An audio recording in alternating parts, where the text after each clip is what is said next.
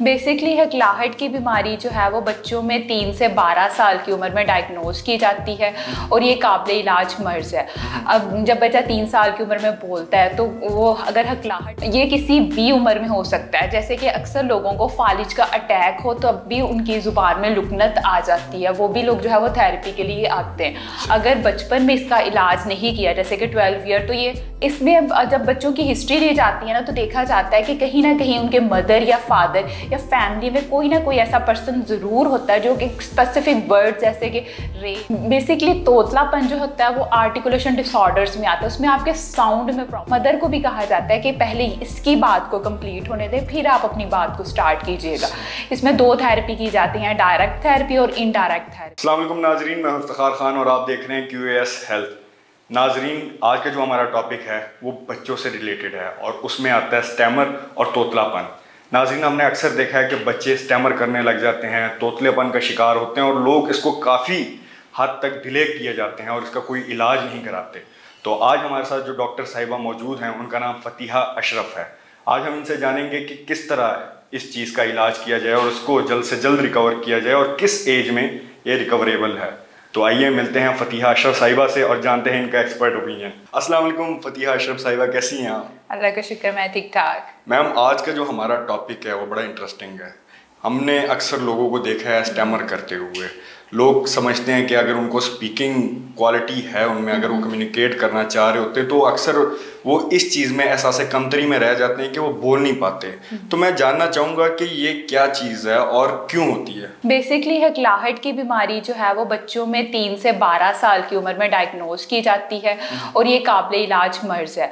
अब जब बच्चा 3 साल की उम्र में बोलता है तो वो अगर हकलाहट के साथ बोल रहा है तो इट्स मीन उसमें हकलाहट है या उसकी ज़ुबान में लुकनत है और ये चीज़ जो है उसका कॉन्फिडेंस भी डे बाय डे कम कर सकती है। इस चीज़ को कवर अप करने की ज़रूरत है। इसमें सबसे जो इम्पॉर्टेंट रोल है वो मदर का है कि मदर जो है वो बच्चे को किस तरह गाइड करती है, क्योंकि मदर ने जो है वो बच्चे के साथ 24 घंटे रहना है। अब थेरेपी के लिए बहुत से पेशेंट्स आते हैं, हमें 45 मिनट्स का सेशन देते हैं। इसमें मदर को कहा जाता है कि आप बच्चे के साथ एफर्ट करें, बच्चे का कॉन्फिडेंस जो है वो बिल्ड करें, वो अपना कॉन्फिडेंस जो है वो कम ना करे। अगर कॉन्फिडेंस कम हो गया फिर वो थेरेपी पे फोकस नहीं कर पाएगा।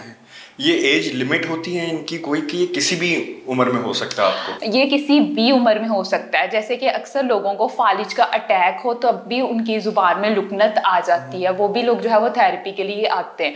अगर बचपन में इसका इलाज नहीं किया जैसे कि 12 ईयर, तो ये लाइफ टाइम भी चलती है। अडल्ट में भी हो सकती है। मैं अपने एक पेशेंट की आपसे स्टोरी शेयर करना चाहती हूँ। वो 31 ईयर्स के थे और 18 स्केल में जॉब करते थे। उनकी जुबान में बहुत ज़्यादा लुकनत थी, उनको और भी काफ़ी इशूज़ थे न्यूरोलॉजिकली।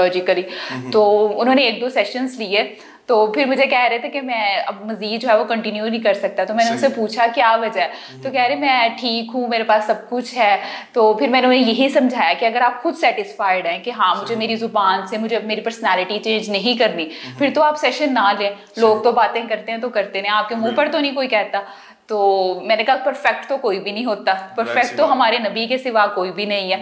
इसीलिए अगर कुछ चीज़ें अगर आपके हैं कि मैडम से ही बोलती हैं और मैं ठीक नहीं बोलता, तो इट्स मीन ये है कि मेरे पास 18 स्केल की जॉब भी तो नहीं है।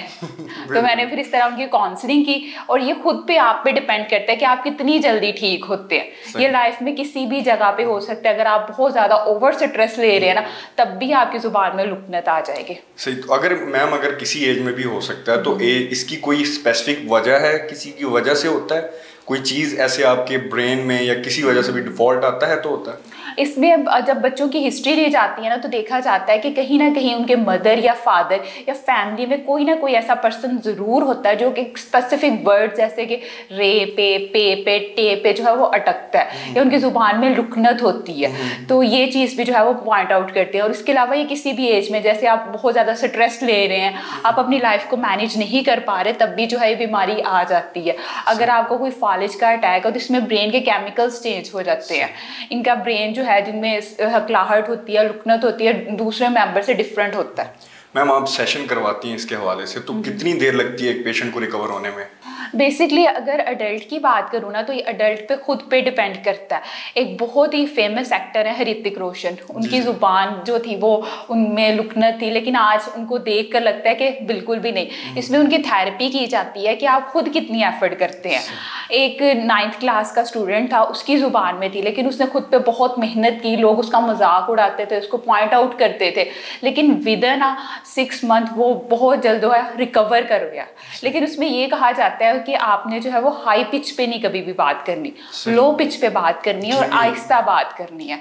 और मदर को भी कहा जाता है कि पहले इसकी बात को कंप्लीट होने दें, फिर आप अपनी बात को स्टार्ट कीजिएगा। इसमें 2 थेरेपी की जाती हैं, डायरेक्ट थेरेपी और इनडायरेक्ट थेरेपी। इनडायरेक्ट थेरेपी में फैमिली की थेरेपी की जाती है। उन्हें बताया जाता है कि उन्होंने अपना माहौल, अपना एनवायरनमेंट जो है वो कैसे चेंज करना है, क्योंकि बच्चे की बात कंप्लीट नहीं होती और मदर जो है वो आगे से बात स्टार्ट कर देती है, फैमिली के बाकी मेंबर्स, क्योंकि डेफिनेटली जब वो बात करता है तो प्रोलॉन्ग करता है हकलाहट की वजह से। उसे कहा जाता है कि आपने आहिस्ता बोलना है, कभी भी आपने स्पीड में नहीं बोलना। अगर आप हाई पिच पे बोलोगे तो आपकी आवाज़ फट जाएगी। ये भी एक डिसएडवांटेजेस है। वैसे ये बहुत कम लोगों को पता होगा कि माहौल का इतना ज़्यादा असर हो रहा है स्टैमर पे। जी। तो इसी के साथ अगर स्पीच क्वालिटी की बात की जाए तो कुछ लोग तोतले भी होते हैं, तो ये भी क्या सेम है कि इनमें कोई डिफरेंस है? बेसिकली तोतलापन जो होता है वो आर्टिकुलेशन डिसऑर्डर्स में आता है, उसमें आपके साउंड में प्रॉब्लम होती है। जो बच्चे तोतले बोलते हैं, बोलने में तो बहुत प्यारे लगते हैं, लेकिन उनकी पूरी अलिफ बे, पूरी ABC खराब होती है। उनको स्टार्टिंग से स्टार्ट करवाते हैं कि अलिफ के साउंड से आपने स्टार्ट करने हैं, अम्मी अब्बू, फिर बे से पे, मतलब उनके तमाम जो साउंड है ना वो रिपीट करवाए जाते हैं। एक सेशन दिया जाता है कि आज पहले आपके पूरे अलिफ के साउंड पे काम होगा, फिर बे पे, फिर पे। अक्सर बच्चे जो है वो मुंह बंद करके नहीं बोलते। उसमें फिर अक्सर देखा जाता है कि नाक में गदूदों की वजह से या कोई और फिजिकल इश्यूज तो नहीं है, इन इश्यूज को जो है वो ओवरकम किया जाता है, क्योंकि अगर नाक में गदूदे हों या कोई और फिजिकल प्रॉब्लम हो तब भी वो बच्चे जो हैं वो तोतलापन या इन बीमारियों का शिकार हो जाते हैं। उनका फिजिकल असेसमेंट भी ज़रूरी है। इसके अलावा हमने ये देखा है, जैसे आपने अभी बताया कि स्टैमर जो है अगर एक हद तक उसका ट्रीटमेंट किया जाए तो रिकवर हो जाता है, वरना मुश्किल हो जाता है उस चीज को रिकवर करना। इसी तरह इसका भी सेम ट्रीटमेंट होता है कि एक एज तक लिमिटेड है, उसके बाद नहीं? इसमें कैटेगरीज देखी जाती हैं कि किस कैटेगरी में है, बिगनर है, मिडल है या स्वेयर कैटेगरीज है। अगर तो स्वेयर कैटेगरीज है फिर टाइम लगता है, लेकिन अगर बिगनर है तो फिर आहिस्ता आहिस्ता जो है वो कवर अप हो जाएगा। और बच्चे की एज के साथ, अगर उसकी उम्र जो है वो 20-22 साल है, फिर डेफिनेटली आपके वर्ड्स में आप उस चीज़ में आप पुख्ता हो जाते हो, आपके अल्फाज पुख्ता हो जाते हैं। इसीलिए हमेशा पेरेंट्स को यही कहा जाता है कि अगर बच्चे की ज़ुबान में या कोई वर्ड्स में इशू है ना तो फ़ौरन से लेके आए, क्योंकि उसकी अभी पुख्ता नहीं है। आहिस्ता आहिस्ता आपकी ज़ुबान में वो अल्फाज पुख्ता हो जाते हैं, आप चाहते हुए भी नहीं यूज़ कर सकते कि मैं इनको चेंज करूँ। इसलिए यही कहा जाता है कि अर्ली स्टेज में ही ट्रीटमेंट करवाया जाए। अगर ना करवाया जाए तो वो प्रोलॉन्ग हो जाता है और फिर मुश्किल होती है। और उसके लिए कितने सेशंस दरकार होते हैं? कम से कम जो है वो 6 मंथ, और अगर ज़्यादा स्पेयर केस है तो 2 या 3 साल भी। आपका आखिरी कोई मैसेज देना चाहेंगे उन लोगों के लिए जो इन डिजीज़ का शिकार है? मैं एट दी एंड यही मैसेज देना चाहूँगी कि कोई भी ज़हनी मर्ज़ है या कोई भी स्पीच का इशू है, ये अल्लाह पाक की तरफ से एक आजमाइश है। इसमें मेरा या किसी का तो कोई कमाल नहीं है, हमारा क्या कमाल हम किसी को सही कर दें, ये अल्लाह पाक की रहमत है कि वो अपने बंदों पर करता है, और आजमाइश के लिए वो हमेशा अपने ख़ास बंदों को ही चुनता है। पेरेंट्स को यही कहूँगी कि वो सबसे पहले इस बात को एक्सेप्ट करें।